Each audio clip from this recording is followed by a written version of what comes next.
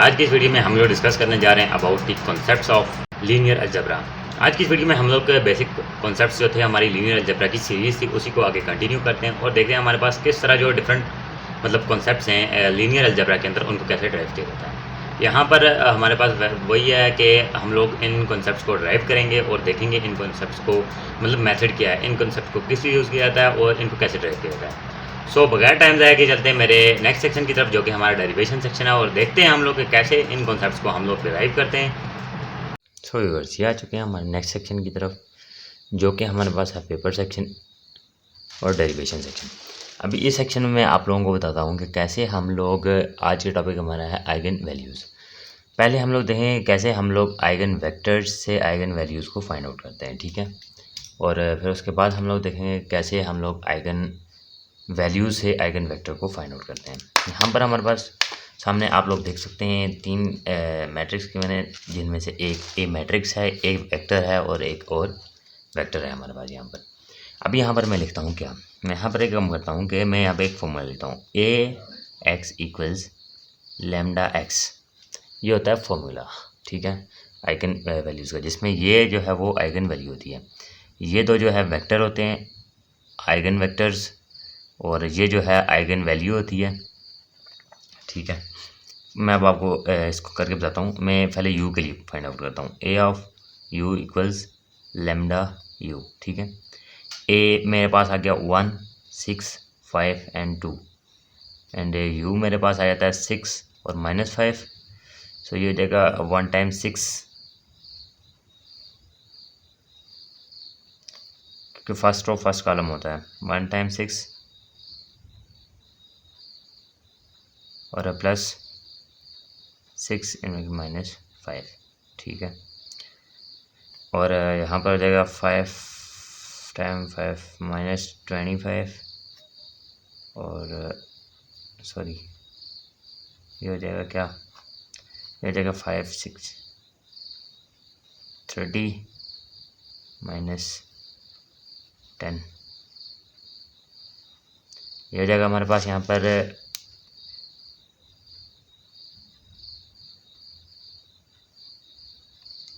-24 हो जाएगा हमारे पास और यहाँ पर हमारे पास हो जाएगा 20, ठीक।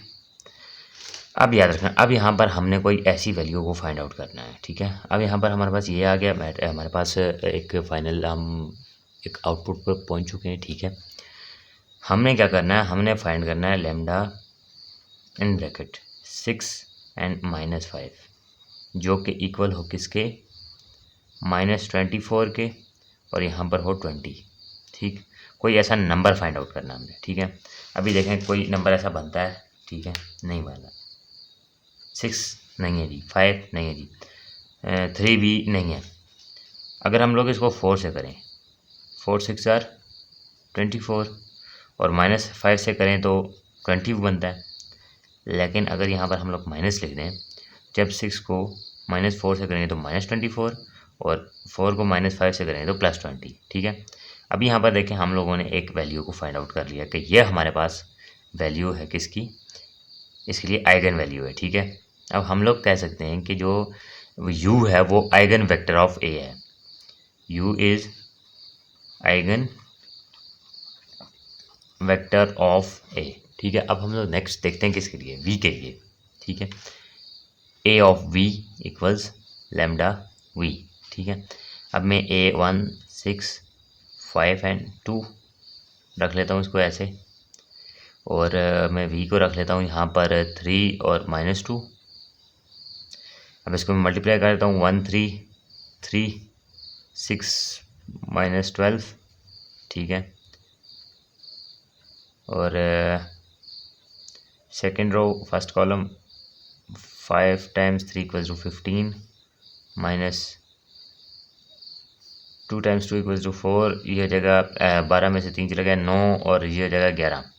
अभी मैं आपको मज़े की बात बताऊँ, कोई भी ऐसा रिलेशन नहीं बन रहा जिसके थ्रू हम लोग 9 और 11 को ला सके, तो हम लोग कहेंगे v is not an eigen vector of a, ठीक है। हम लोग कह सकते हैं कि v जो है वो a का आइगन वेक्टर नहीं है, ठीक है। यहाँ पर आप लोग सामने देख सकते हैं कि ये सारा मेरे पास सॉल्व हुआ है, ठीक है। और यह हमारा नेक्स्ट क्वेश्चन जो कि था how can we find the vector if the value is given. अगर हमारे पास जो आइगन वैल्यू है वो गिवन है, उसके थ्रू हम लोग आइगन वेक्टर को कैसे फाइंड आउट कर सकते हैं, ठीक है। ये हमारा इस मतलब सेक्शन का मेन क्वेश्चन है।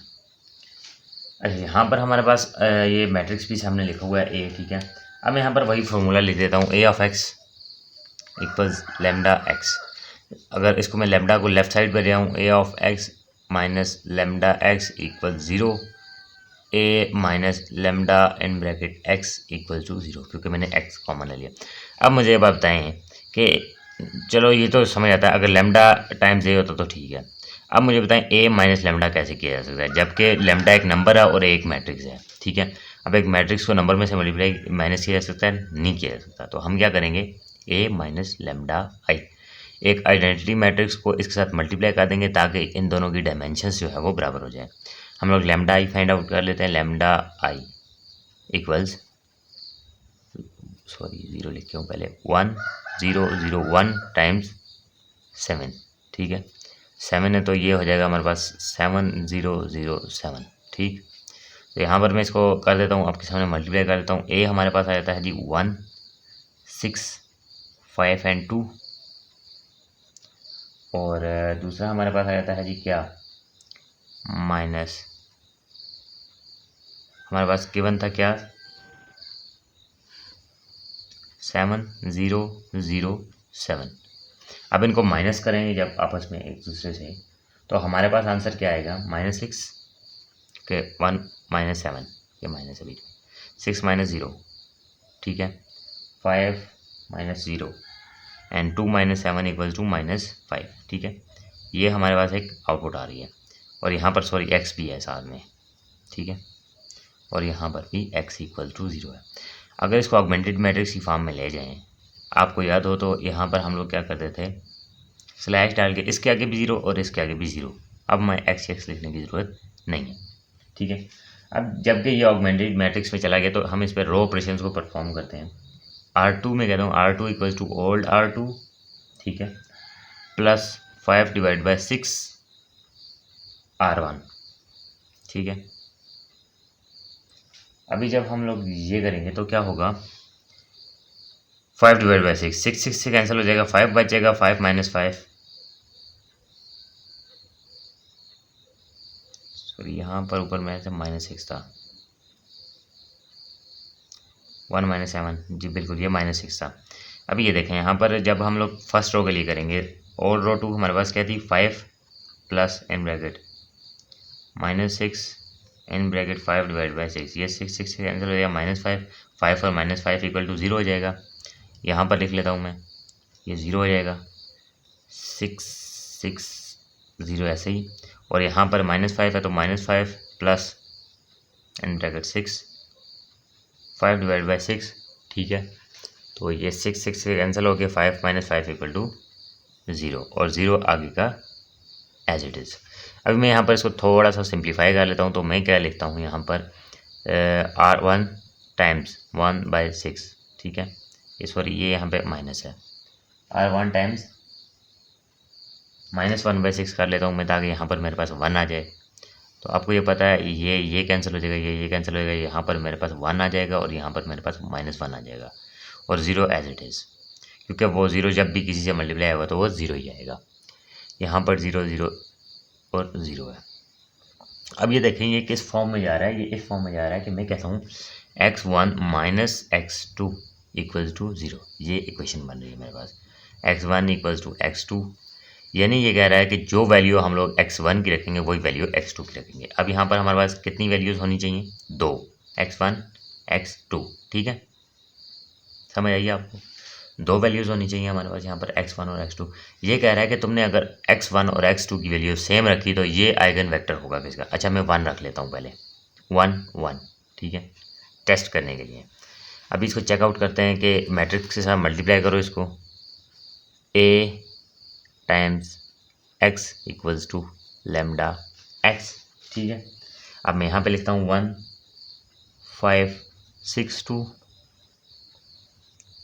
टाइम्स किसके 1 and 1। ठीक, अब मैं इसको करके देता हूँ 1 times 1 equal to 1 plus 1 times 6 equal to 6 और 5 टाइम 1 5 प्लस 2 टाइम 1 2। ये हमारे पास क्या बन रहा है 7 and 7। ठीक है, ये बन रहा है हमारे पास 7 and 7।